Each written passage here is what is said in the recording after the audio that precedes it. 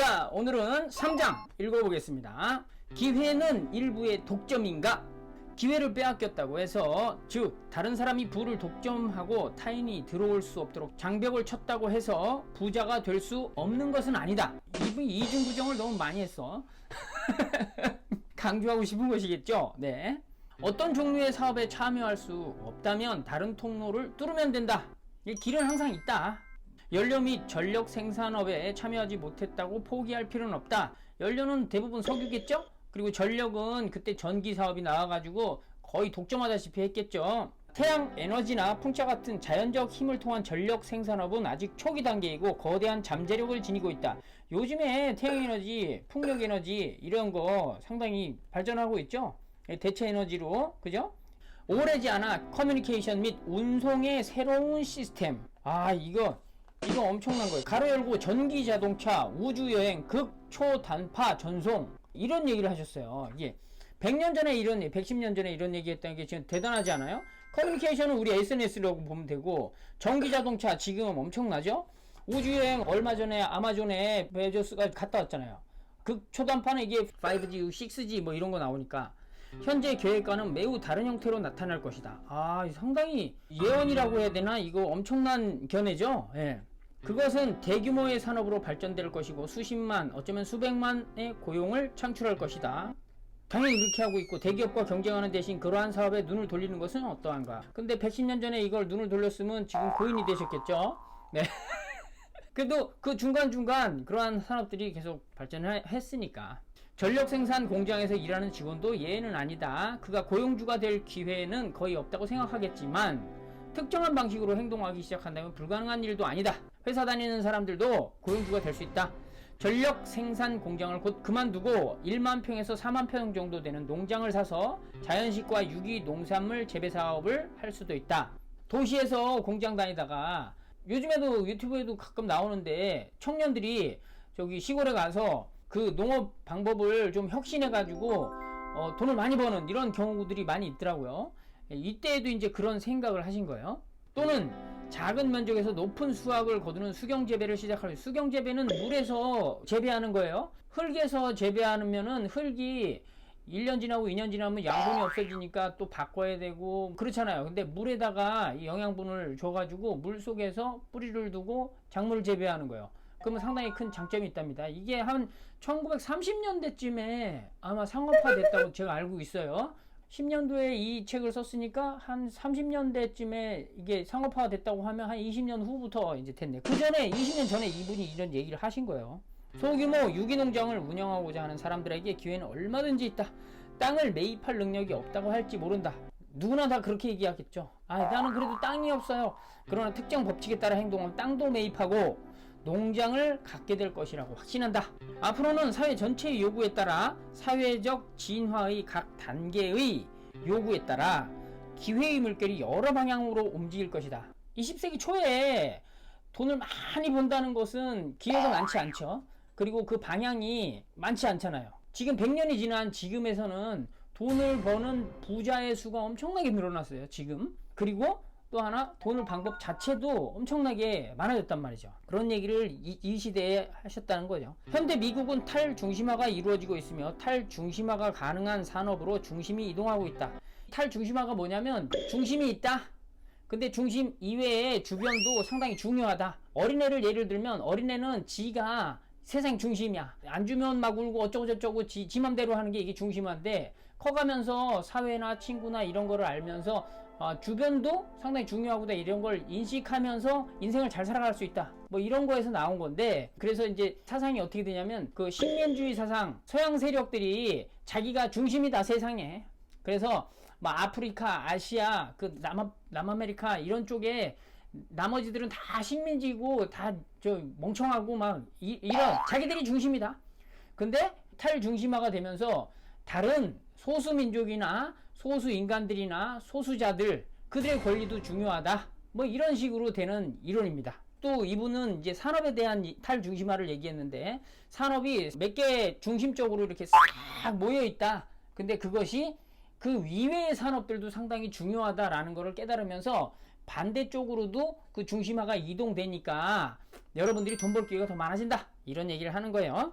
오늘날은 사무실 근로자보다는 유기농장이나 허브농장을 운영하는 사람들에게 더 많은 기회가 주어지고 있다. 단조로운 일에 매달리는 근로자보다는 새로운 에너지 형태나 생태학적 연구에 종사하는 사업가에게 더 많은 기회가 주어지고 있다. 물살을 헤치며 거꾸로 오르는 대신 물결을 타고 가려는 사람들에게 풍족한 기회가 주어진다. 이거 되게 중요한 말이에요.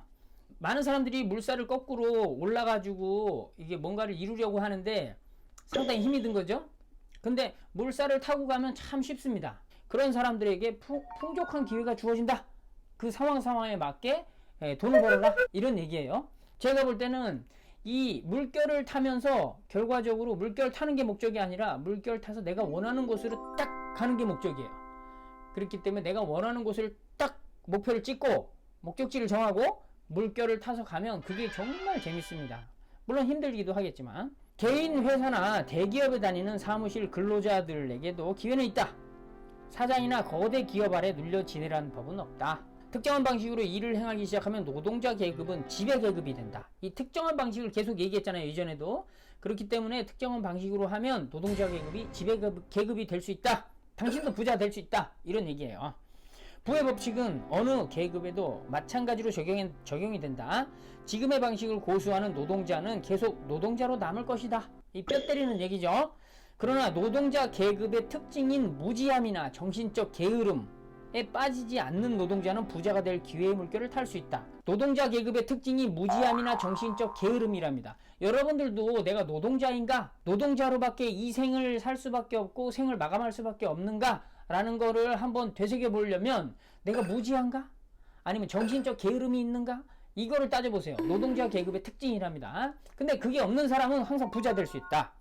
이 책에는 그 물결을 타는 방법이 나와 있다. 부의 공급 부족은 가난의 원인이 되지 못한다. 모두에게 풍족하게 돌아가고도 남을 만큼의 부가 있다. 충분하다는 얘기예요. 미국 한 나라에 있는 건물 재료로만 전 세계의 모든 가족에게 워싱턴에 있는 국회의사당 크기의 궁궐을 지어줄 수 있다. 대단하죠? 미국에 있는 모든 건축자재로 전 세계에 있는 인구에게 국회의사당만한 궁궐을 지어줄 수 있대요. 미국에서 집약적 경작으로 울, 코튼, 리넨, 실크, 농작물을 생산해내면 전 세계의 인구의 의식, 먹고 입는 거 해결할 수 있다. 미국이 그렇게 큰 나라고 땅덩이가 정말 비옥하고 좋은 땅이에요. 눈으로 헤아릴 수 있는 공급은 어마어마하다. 그리고 눈에 보이지 않는 공급까지 따지면 실제로 엄청나다. 지구상에 존재하는 모든 가시적인 것은 그 과정이야 어떻든 하나의 근원적 물질로 이루어져 있다. 여기서부터 이제 정신적인 그 근본 이론에 대한 이야기가 나옵니다. 새로운 형태가 끊임없이 만들어지고 옛것은 용해된다. 그러나 그 모든 것은 하나의 물건을 이리저리 꾸민 모양에 지나지 않다. 이 세상의 모든 것은 하나로부터 시작되어서 가지를 쳐서 이렇게 모양이 만들어졌다, 이 얘기입니다. 무형 물질 혹은 근본 물질의 공급에는 제한이 없다. 그 하나가 무형 물질이고 근본 물질이라는 거예요. 이 근본 물질에서 공급되는 내용은 제한이 없어. 엄청나게 많다 이거죠. 우주는 그것으로 만들어졌지만 그것을 모두 소비해 세상을 만든 것은 아니다. 모두 소비해서 만든 건 아직도 많이 남아있다. 지구상에 존재하는 모든 형태들의 내부 및 틈새를 채우고 통과하는 공간들은 근본 물질, 즉 무형 물질과 천연 재료로 만들어져 있다. 아무튼 이 우주 곳곳에 이 무형 물질이 있다라는 거예요. 그래서 풍부하다. 일단 재료가 1만 개의 우주가 아직도 더 만들어질 수 있으며 그때에도 우주의 천연 재료는 고갈되지 않을 것이다. 계속해서 뭔 얘기예요? 재료가 많다. 공급이 부족해가지고 내가 부자가 될 수 없다. 이런 생각하지 말라 이러죠. 따라서 자연이 빈약하거나 모두에게 돌아갈 만큼 충분하지 않아서 부자가 되지 못하는 일은 없다. 자연은 고갈되지 않는 부의 저장소이다. 공급은 영원히 계속될 것이다. 근본 물질은 창조적 에너지를 발산하고 계속해서 새로운 형태를 생산해낸다. 건물 재료의 공급이 중단되면 재료가 더 만들어질 것이다. 흙이 모자라서 음식이나 옷감 재료들이 경작되지 못하면 흙이 재생되거나 새로운 흙이 만들어질 것이다.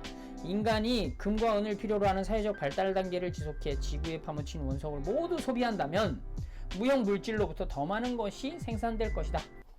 금은 석유, 석탄 이런 것들 다 없어지면 그것만한 내용의 물질들이 또 만들어질 거다. 무형물질은 인간의 요구에 부응한다. 따라서 인간들에게 계속적으로 좋은 물건을 제공할 것이다. 이것은 인류 전체를 놓고 봤을 때 사실이다. 전체로 보면 언제나 부가 넘친다. 개인이 가난한 것은 자신을 부자로 만들어주는 특정한 방식을 따르지 않았기 때문이다. 자, 개인들이 부자가 되지 못한다는 이유를 자꾸 뭔가 없다, 부족하다, 남들이 다 썼다, 이런 얘기를 자꾸 하는데 그거는 말이 안 된다. 이 온 우주에는 공급이 차고 넘친다. 이 얘기를 계속 하고 있습니다. 무형물질에게는 지능이 있다. 생각하는 물질이다. 그것은 살아있으며 생명의 진보를 추구한다. 생명이 진보를 추구하는 것은 생명의 자연스럽고 고유한 충동이다. 무형물질에게는 지능이 있다는 거예요. 무형물질이 뭐예요? 이 세상의 근본 물질인 거예요. 이 세상은 하나의 물질로부터 가지를 쳐서 만들어졌는데 그 근본 물질이 무형물질이다. 이런 거예요. 근데 그 무형물질에 지능이 있대. 사람처럼, 인간처럼. 그래서 생각을 한다는 거예요. 그 무형물질. 쉽게 말해서 이 우주가 생각하고 있다. 이런 내용이에요. 그것은 살아있으며 생명의 진보를 추구하는, 이 우주가 생각도 하고 살아있고 진보를 추구한다는 거예요. 큰 사람이라고 한번 생각을 해보세요. 나도 사람인데 우주는 좀 큰 사람이야. 어마어마하게. 근데 걔도 똑같이 생각하고 생명이 있어서 진보를 한다는 거예요. 지능이 있는 생명체가 자신을 확장시키고 삶의 질을 높이며 경계를 넓혀 충만한 발현을 찾는 것은 자연스러운 일이다. 형태의 세계는 살아있는 무형 물질로 만들어졌다. 이 형태의 모든 삼라만상 이 세계는 살아있는 무형 물질이 만들어낸 거라는 거예요. 무형 물질이 충만한 발현을 위해 자신을 형태 속에 던진 것이다. 이게 말을 상당히 철학적으로 한다고 해야 되나? 정신적으로 한다고 해야 되나? 시적으로 한다고 해야 되나? 나름대로 이분이 머릿말에서 상당히 편안한 용어를 사용했다고 했는데 편안하진 않죠? 우주는 생명과 기능이 충만한 곳을 향해 자꾸만 움직이는 거대한 생물이다. 여러분들이 여기서부터 이 3장에서부터 약간 꼬여. 이렇게 생각하면 돼요. 나 사람인데 이 우주는 나보다 훨씬 더 어마어마하게 큰 그냥 사람이다. 이렇게 생각해 보시면 돼요. 그 우주라는 사람이 생각을 하고 있고 진보를 추구하는 삶을 사니까 진보하고자 계속 생각하고 발전해 나가고 있다. 뭐 이런 내용이에요. 자연은 생명의 진보를 위해 만들어졌다. 자연의 동기는 생명의 진보이다.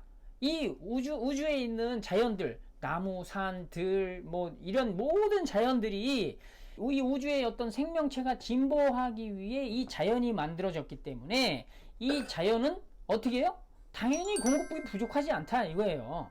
그런 이유로 생명이 붙어있는 모든 것을 아낌없이 공급을 받을 수 있다. 신이 허락하는 한 공급 부족은 있을 수 없다. 이게 맞는 얘기잖아요. 가난이 지속되는 원인은 부의 공급 부족이 아니다. 특정 법칙에 따라 사고하고 행동하는 남녀는 무형 물질을 자유자재로 쓸 수 있다는 사실을 좀 더 밝혀보겠다. 이 마지막 문장은 공급 부족 때문에 가난하다고 핑계대지 말아라. 뭐가 없어서 나 부자 못됐다고 이런 얘기 하지 말아라. 공급은 충분하다. 그러니까 지금부터 시작해도 네가 완전하게 부자가 될 수 있다. 근데 그런 남녀가 어떻게 해야 된다? 특정 법칙에 따라서 사고하고 행동해야 된다. 그러면 어떻게 이 우주, 아까 얘기했잖아요. 제가 나 사람이고 이 우주가 큰 사람이라고 생각해. 그 큰 사람이 이 우주의 모든 것들을 만들어내, 형태를 만들어내는데 내가 그 우주의 큰 사람을 이용해서 어찌 보면 그와 협력해서 내가 원하는 형태, 내가 원하는 차, 집, 사업체, 돈 이런 것들을 다 만들어낼 수 있게 자유자재로 쓸 수 있다. 이런 내용을 앞으로 좀 더 밝혀보겠다. 이런 얘기를 하는 겁니다. 지금. 오늘은 여기까지 하겠습니다.